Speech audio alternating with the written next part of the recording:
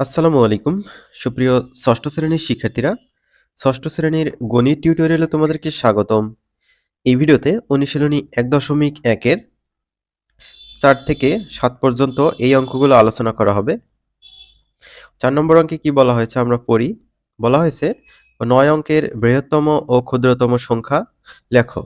৯ অঙ্কের বৃহত্তম সংখ্যা যদি আমরা বানাইতে চাই তো ৯ লিখতে হবে ৯টা, আর ক্ষুদ্রতম সংখ্যা যদি বানাইতে চাই তাহলে ৯টা যদি শূন্য দেই তাহলে কিন্তু কোনো সংখ্যাই হচ্ছে না।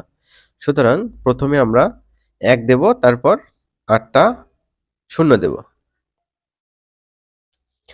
তো শিক্ষার্থীরা এখানে খেয়াল করো, প্রশ্ন ৪ যার সমাধান এখানে লেখা হয়েছে। আমরা জানি বৃহত্তম সংখ্যা বা অঙ্ক হলো ৯।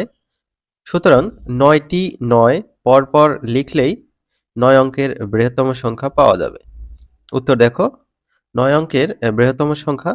তো ৯টি ৯ এখানে দেয়া হয়েছে। ১টি, ২টি, ৩টি, ৪টি, ৫টি, ৬টি, ৭টি, ৮টি, ৯টি। ডান দিক থেকে বামের দিকে ৩ ঘর পর একটা কমা দিবা, তারপর ২ ঘর পর পর কমা দিবা। ঠিক আছে? আবার দেখো, ক্ষুদ্রতম সংখ্যা হলো 0 বা ক্ষুদ্রতম অঙ্ক হচ্ছে 0।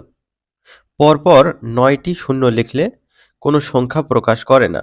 সুতরাং সর্ববামে সার্থক ক্ষুদ্রতম অঙ্ক ১ নিয়ে পরপর ৮টি শূন্য বসালে ৯ অঙ্কের ক্ষুদ্রতম সংখ্যা পাওয়া যাবে।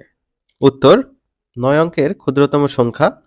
তো এখানে শুরুতে হচ্ছে ১ দেওয়া হয়েছে, তারপর ৮টা শূন্য দেওয়া হয়েছে।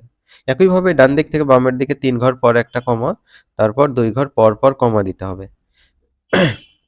আশা করি ৪ নম্বর বুঝতে পেরেছো। এবার ৫ নম্বর দেখো। একই অঙ্ক মাত্র একবার ব্যবহার করে ৭ অঙ্কের বৃহত্তম ও ক্ষুদ্রতম সংখ্যা গঠন করো। তো ক নম্বরটা আমরা প্রথমে সলভ করি। একই অঙ্ক একবার ব্যবহার করতে বলছে। ৫ নম্বর। তো সমাধান ক। ক নম্বরে দেওয়া ছিল ৪, ৫, ১, ২, ৮, ৯, ৩। এখানে হচ্ছে অঙ্ক ৭টি দেওয়া আছে। তো আমরা যদি বৃহত্তম সংখ্যা পেতে চাই তাহলে বড় থেকে ছোট লিখলেই হবে। দেখো, এর মধ্যে থেকে সব থেকে বড় হচ্ছে ৯, তারপরে হচ্ছে ৮, তারপর ৫, তারপর ৪, তারপর ৩, ২, ১, অর্থাৎ বড় থেকে ছোট এই আকারে আমরা লিখলাম। আর এই চিহ্নটার নাম হচ্ছে বড়। তো এই যে এই চিহ্ন, দেখো ৯ এর দিকে মুখ করে আছে, তার মানে ৯ বড় ৮ এর থেকে। তো এখানে দেখো ৮ এর থেকে ৯ বড়, তারপর ৫ এর থেকে ৮ বড়, ৪ থেকে ৫ বড়, ৩ এর থেকে ৪ বড়, ২ এর থেকে ৩ বড়, ১ এর থেকে ২ বড়। অর্থাৎ ক নম্বরে যে অঙ্কগুলো দেওয়া ছিল সেগুলো আমরা বড় থেকে ছোট সাজিয়ে নিলাম। সুতরাং বড় থেকে ছোট ক্রমে অঙ্কপাতন করলে বৃহত্তম সংখ্যাটি পাওয়া যাবে। উত্তর, বৃহত্তম সংখ্যা এখানে দেখো এই যে ৯, ৮, ৫, ৪, ৩, ২, ১ এইভাবে আমরা লিখে নিয়েছি। ৯, ৮, ৫, ৪, ৩, ২, ১। একইভাবে ৩ ঘর পর একটা কমা, তারপর ২ ঘর পর পর কমা দিবা। এবার ৭ অঙ্কের ক্ষুদ্রতম সংখ্যা যদি বের করতে চাই কতে, তাহলে এই যে এখানে যে সিরিয়ালটা পাইছো এটা উল্টো করে দিবা। ঠিক আছে? লিখবা ১, ২, ৩, ৪, ৫, ৮, ৯, অর্থাৎ ছোট থেকে বড় সাজিয়ে নিলাম। তো এইটা ছোট চিহ্ন আর হচ্ছে এইটা বড় চিহ্ন। তো দেখো, ছোট থেকে বড় মানে হচ্ছে এই যে ১ এর থেকে ২ বড়, তারপর ২ এর থেকে ৩ বড়, ৩ এর থেকে ৪ বড়, ৪ এর থেকে ৫, ৫ এর থেকে ৮ বড়, ৮ এর থেকে ৯ বড়, এভাবে সাজানো আছে। সুতরাং ছোট থেকে বড় ক্রমে অঙ্কপাতন করলেই ক্ষুদ্রতম সংখ্যা পাওয়া যাবে। উত্তর দেখো, ক্ষুদ্রতম সংখ্যা ১, ২, ৩, ৪, ৫, ৮, ৯। তো শেষ থেকে ৩ ঘর পর কমা, তারপর ২ ঘর পর পর কমা দিবা। এবার আমরা খ নম্বরটা সলভ করব, এই যে এইটা। ঠিক আছে? এইটা সলভ করব। তো বৃহত্তম সংখ্যা পাওয়ার জন্য আমরা বড় থেকে ছোট সাজাবো। দেখো, বড় থেকে ছোট সাজাইছি। ৯, ৮, ৭, ৫, ৪, ৩, ০। তাহলে বৃহত্তম সংখ্যা এই যে ৯, ৮, ৭, ৫, ৪, ৩, ০। কমা কিভাবে বসাবা সেটা কিন্তু বারবার বলতেছি। ৩ ঘর পর পর ও শেষ থেকে ৩ ঘর পর একবার, তারপর ২ ঘর পর পর বসাইতে হবে। এবার আমরা ছোট থেকে বড় সাজাবো। এই যে এইটাই উল্টে দেব। ঠিক আছে? দেখো ০, ৩, ৪, ৫, ৭, ৮, ৯। তো এরকম কি দেখো ০, ৩, ৪, ৫, ৭, ৮, ৯। তো এটা কি ৭ অঙ্কের ক্ষুদ্রতম সংখ্যা হলো? হয়নি কিন্তু। সামনের শূন্যের কোনো দাম নেই। তাহলে কয় অঙ্ক হলো? ১ টা, ২ টা, ৩ টা, ৪ টা, ৫ টা, ৬ টা। ৬ অঙ্কের ক্ষুদ্রতম সংখ্যা হয়েছে। তাহলে এটা কিন্তু উত্তর হবে না। সেক্ষেত্রে এই শূন্যটা ৩ এর পর দিতে হবে। ঠিক আছে? এখানে সেই কথাই লেখা হয়েছে এবং তারপর ক্ষুদ্রতম সংখ্যাটা দেখো আমরা এখানে লিখেছি ৩ এর পর শূন্য দিয়েছি, তারপর বাদবাকি যা আছে তাই আমরা এখানে বসিয়ে দিয়েছি। এটা হচ্ছে খ এর উত্তর। এবার হচ্ছে ৬ নম্বরটা দেখো। ৬ নম্বর বলছে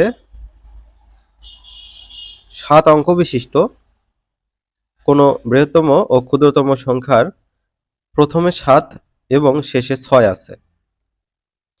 তো ৭ অঙ্ক বিশিষ্ট বৃহত্তম সংখ্যা হচ্ছে ৭ টা ৯। তো সেখানে কি থাকতে হবে? প্রথমে ৭ আর শেষে ৬। তো বৃহত্তম সংখ্যা তৈরি করার জন্য আমরা প্রথমত ৭ অঙ্ক বিশিষ্ট একটা বড় সংখ্যা নিয়ে নেব, ৭ টা ৯। তো প্রথমের ৯ টা উঠায় দিয়ে ৭ দেব, শেষের ৯ টা উঠায় দিয়ে ৬ দেব। তাহলে বৃহত্তম সংখ্যা আমরা পেয়ে যাব।